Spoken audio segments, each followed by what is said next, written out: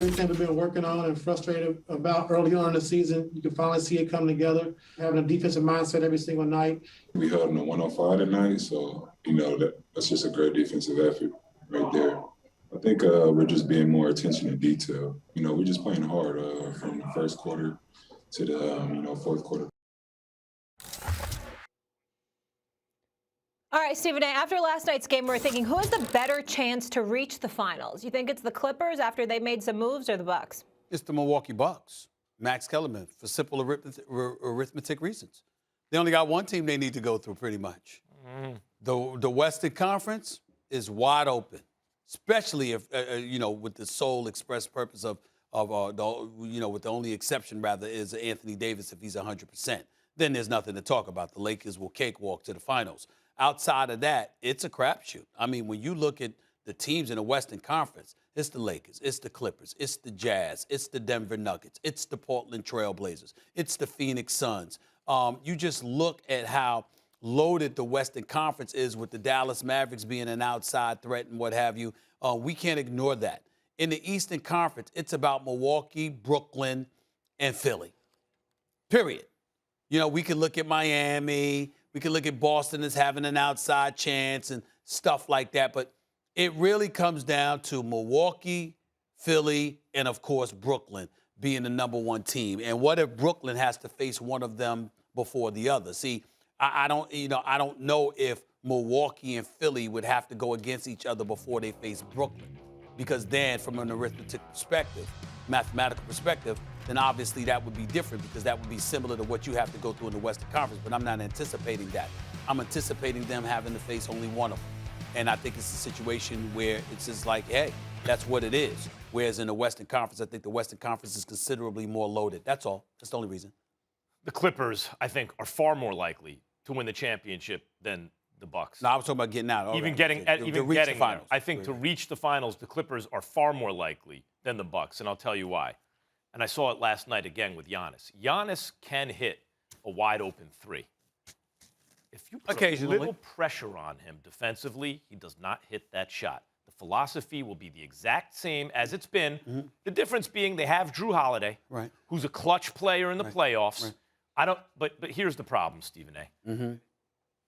I saw James Harden and Kyrie Irving go through the best teams in the Western Conference, 5 straight games on the road, beat them all, without KD. Once KD gets back, it's a wrap. But let's put Brooklyn aside. So they ain't getting out of the East if they have all 3 guys. Like, forget Milwaukee getting out of the East if Brooklyn's healthy. Let's say they're not. But Embiid is playing for Philadelphia. I don't think Milwaukee's better than Philadelphia. I'll tell you something else. In the playoffs, I don't know if Milwaukee's going to be better than Miami. They weren't last year. I don't know. But I look at this Clippers team with Kawhi and Paul George. The real issue with the Clippers is Paul George is not a star when they need him to be a star. They got Rondo. That's going to help that. Okay. It's going to help that. And it's going to help Kawhi because Kawhi doesn't have to play point forward. Okay. You look at how deep this team is. Really take Ibaka and Batum. Rondo, Ibaka, Batum, Kawhi, and Paul George, that's a lot. But then look at the bench. Zubac can really play. I like Zubac. Lakers gave him up. Yep. Marcus Morris can play.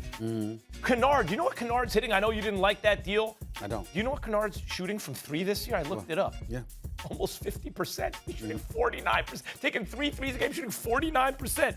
Reggie Jackson can play. Patrick Beverly, we know, can play. What about this kid, man? He's good. Like, they have they go 11 deep on the Clippers for real with 11 dudes who can play and a real all-star quality starting 5. The Clippers, the real roadblock standing in their way is a healthy AD and LeBron, which we don't know is going to happen. Denver is real tough, no doubt about it. Yeah, I did mention that. Yeah, Denver is going to be real tough. But when I look at the Bucks and what they're capable of versus an unbeatable Brooklyn team, and I look at the Clippers fully loaded, I don't see a single team where I'm like, if everyone's healthy, the Clippers have no shot. I think everyone healthy, including the Lakers, the Clippers have a real good shot. If everyone's healthy in the East, Milwaukee has no shot. Milwaukee's never going to get by that Brooklyn team. Forget that. I understand that mode of thinking, but we're coming from 2 different angles. I totally understand you're saying if everybody's healthy. I'm just thinking about the number of teams in the West that you have to compete with compared to what you have to compete with in the Eastern Conference. You have a top 3, and then there's everybody else. In the Western Conference, you have a top 6, top 7. And because of that, I think the road to prosperity is significantly tougher coming out of the West than it's going to be out of the Eastern Conference. That's the only reason why I say the Bucks have an easier path. It's not that ultimately if you face Brooklyn, Brooklyn's going to be easier than everybody. I'm picking them to win it all. I'm just simply saying that when you look at the road that you have to travel to get to that, I'm thinking it's far more difficult, just round by round, for the Clippers, I anticipate, than it would I'll be give you something for else. the Milwaukee Bucks. You know who I think matches up best with Brooklyn out of the West? I think it's actually the Clippers. I think the Clippers, because they have 2 dominant two-way wings. The whole key is, can Paul George perform under pressure? Hold it. That's Hold the it. whole Hold key. it. With all due respect, and I love me some Paul George, one of my favorite people in the world, and I think he's a damn good player. And Kawhi Leonard is a silent assassin. We all know that, but I think he could elevate his level of leadership. Here's the bottom line. Don't need to with Rondo. Here's the bottom line. You don't get to call them great two-way players after they let Jamal Murray drop 40 in a Game 7. They are. You're going to say they're not great two-way players? No, Kawhi? what I'm saying to you is this. You're the man. It's a berth to the conference finals on the line. And not only do you lose, y'all fold offensively. Defensively, Jamal Murray dropped 40 one on y'all. game, man. Yeah, it's a Game 7. It matters. After all the Game 7s or important games in Kawhi's career? Let me tell you something right now.